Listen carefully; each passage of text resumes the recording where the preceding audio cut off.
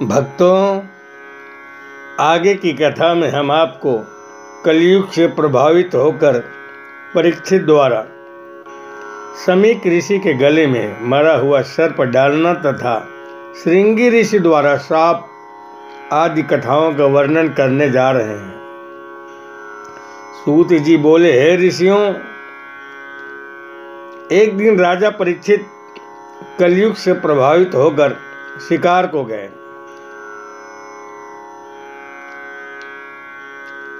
One में वे मृगा के पीछे दौड़ते दौड़ते थक गए और उन्हें प्यास लगी। प्यास से व्याकुल होकर वह पास ही के समीप मुनि के आश्रम में जाकर तप में बैठे हुए समीक ऋषि से जल मांगने लगे। ऋषि ध्यान में बैठे थे। उन्हें राजा के आने का कुछ भी ज्ञान न था।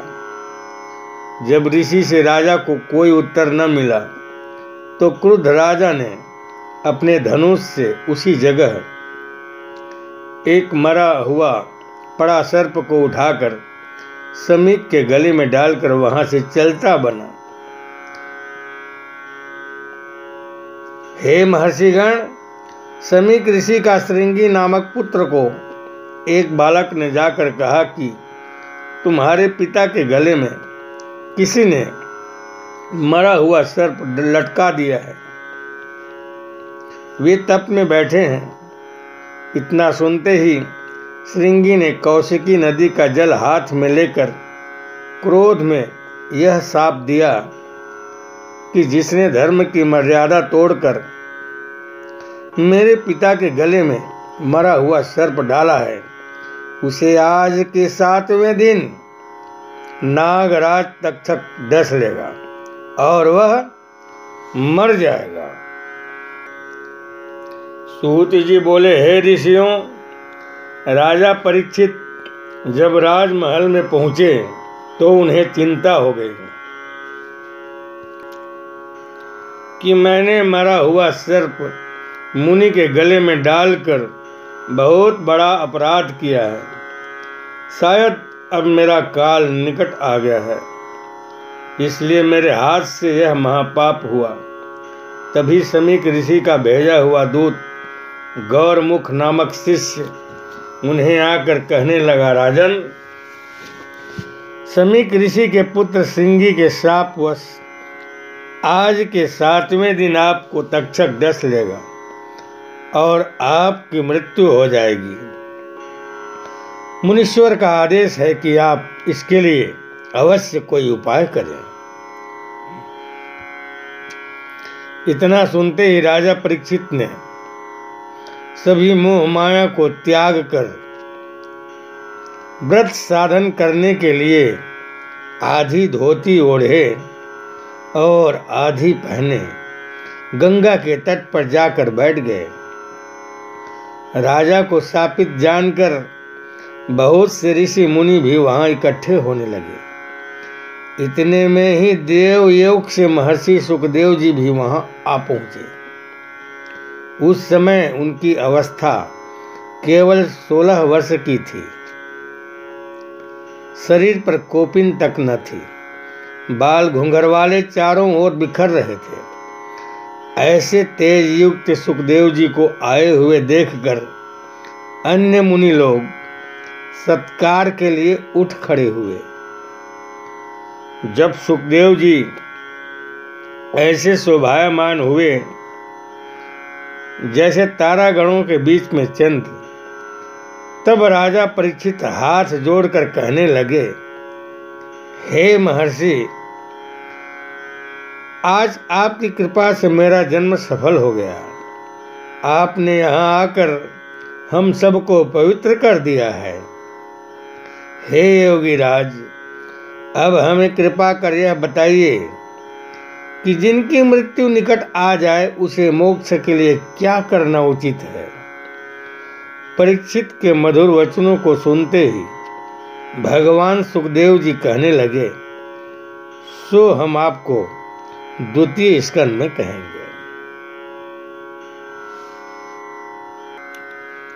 भक्तों, श्री सुखदेव जी द्वितीय स्कंद में कहने लगे कि हे राजा परीक्षित, मैं जिस पुराण का वर्णन कर रहा हूँ वह श्रीमद्भागवत के नाम से प्रसिद्ध है।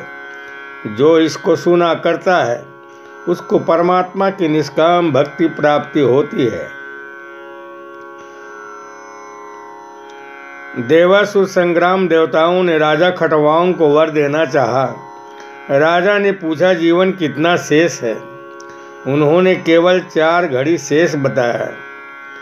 राजा देवताओं से वर प्राप्त कर तुरंत विमान द्वारा बैकुंठ से अयोध्या आए और 2 घड़ी में सारी कामनाओं को छोड़ भगवान श्री कृष्ण के चरणों में लौटकर मुक्ति को पा लिया।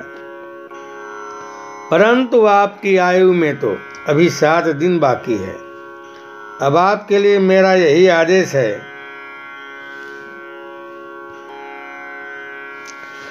कि इस अंत समय में विषय वासना मोह माया को छोड़कर वैराग्य का अवलंबन करें और मोक्षदायिनी कथा सुनें।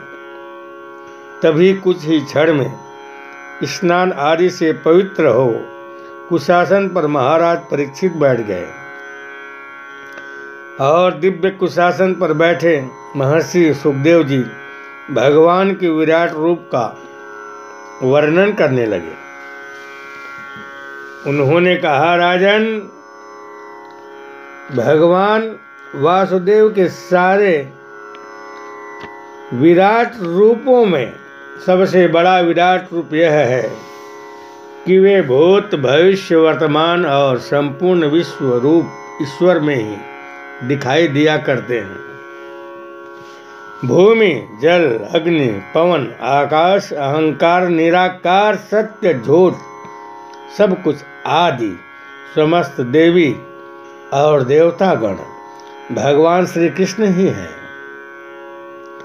मोक्ष की चाह न करने वाले इस स्थूल देह में उन परमात्मा को स्मरण द्वारा धारणा करते हैं। इनके परे और कुछ भी विद्यमान नहीं है। इसलिए जो भी जीव अपनी आत्मा की बुद्धि द्वारा उनका अनुभव करके दर्शन किया करते हैं उन्हें मुक्ति मिल जाती है। अतः हे राजन, आप इस समय जो कथा श्रवण कर रहे हैं उससे मुक्ति का द्वार खुलता जा रहा है।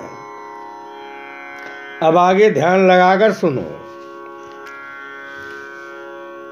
श्री सुखदेव मुनि ने कहा, राजन, स्वर्ग इत्यादि के मिल जाने से मानव को असली सुख नहीं मिल जाता। अगर ऐसा होता तो सृष्टिकर्ता ब्रह्मा जी प्रलय के अंत में पुनः सृष्टि करना भूल नहीं जाते। वो चिंतित अवस्था में यह भी भूल गए थे तो भगवान विष्णु ने उन्हें पुनः धारणा शक्ति दी। तत्पश्चात वे सृष्टि कर सके।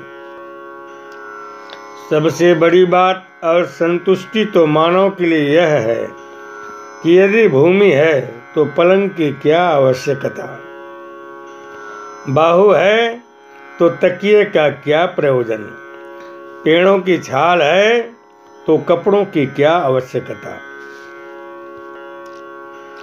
भोजन ही पेड़ों में फल लगा करते हैं। नदियों में जीवों के लिए ही पानी बहता है और कंदराओं में निवास करने से कौन मना करता है। मानव के लिए परमात्मा ने सब कुछ पूर्ण रूप से दे दिया है, फिर भी उनका भटकाव नहीं छूटता। अतः इस भटकावपन से मुक्ति पाने के लिए परमात्मा का भजन करना चाहिए। उनका भजन करने से मोह माया मिट जाया करती है। श्री सुखदेव जी ने कहा, हे राजा परीक्षित, जो मृत्यु को प्राप्त करने वाला प्राणी है उन्हें भगवान की कीर्ति का श्रवण करना ही परम सुखदायक है। यदि मानव को अपने आप के अंदर ब्रह्म तेज बढ़ाने की इच्छा हो तो ब्रह्मा का पूजन करे। इंद्रियों की पुष्टता चाहे तो इंद्र का पूजन करे। संतान की कामना से प्रजापतियों का पूजन करे। लक्ष्मी की इच्छा हो तो दुर्गा देवी का पूजन करे। इसी प्रकार धन की कामना हो तो वसुओं का, वीर्य बढ़ाने की इच्छा हो तो रुद्रों का, अन्न के लिए अदिति का, स्वर्ग के लिए आदित्यों का, राज्य के लिए विश्व देवों का, विद्या के लिए सरस्वती का, आयु के लिए अश्वनी कुमारों का, और धन इकट्ठा करना हो तो वरुण अथवा कुबेर आदि का पूजन करना चाहिए। हे राजन, जिसके कानों के द्वारा भगवान का यश कभी नहीं पहुंचा, वे कान सांप के बिल के समान हैं। जिसकी जीभ से परमेश्वर का नाम नहीं निकलता, वह मेढक के समान है। जो मस्तक भगवान के आगे नहीं झुका, वह मस्तक केवल भार रूप है। ओम नमो भगवते वासुदेवाय।